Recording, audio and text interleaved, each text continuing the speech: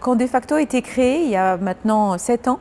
on a reçu donc en héritage ce patrimoine assez extraordinaire du quartier d'affaires de la Défense avec comme mission principale de l'animer.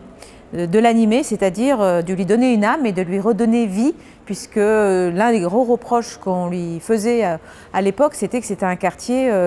mort et voire dépassé en perte de vitesse. Et donc on s'est posé la question de savoir comment faire pour redonner de la vie, comment faire pour créer le lien, relier les tours entre elles, créer le lien entre toutes ces personnes, ces 160 000 salariés qui viennent tous les jours, les habitants, les étudiants, pour donner cette âme à la Défense. Or aujourd'hui à la Défense, comme d'ailleurs partout dans la métropole, la problématique première c'est celle du foncier. Il n'y a plus de foncier disponible et donc il ne s'agit plus de rajouter des tours autour. La question c'est comment transformer l'existant et l'imaginer autrement. Et donc on s'est posé la question du Soudal. Vous savez que le quartier d'affaires de la Défense a été conçu avec une dalle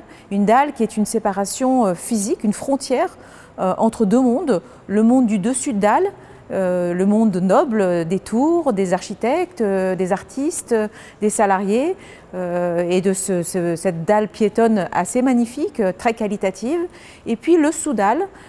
beaucoup moins qualitatif malheureusement, réservé aux fonctions, supposées subalternes qui sont les fonctions support, les livraisons, les poubelles, les accès des personnels techniques et puis évidemment les réseaux qui passent dans les volumes techniques, le train, le métro, le RER, les parkings, tous les transports. Et donc ce volume sous-dalle en fait recèle un potentiel assez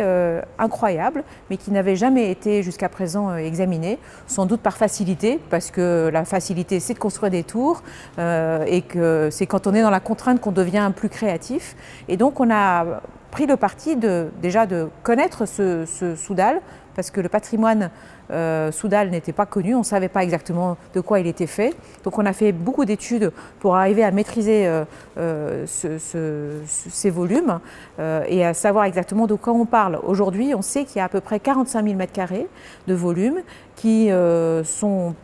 pas exploités, ou mal valorisés, très peu qualitatifs, qui posent un vrai problème d'ailleurs en termes d'image pour le quartier d'affaires, puisque c'est l'accès au quartier d'affaires en voiture se fait par le sous-dalle, et puis surtout qui sont des volumes qui, je pense, en se donnant un peu de mal,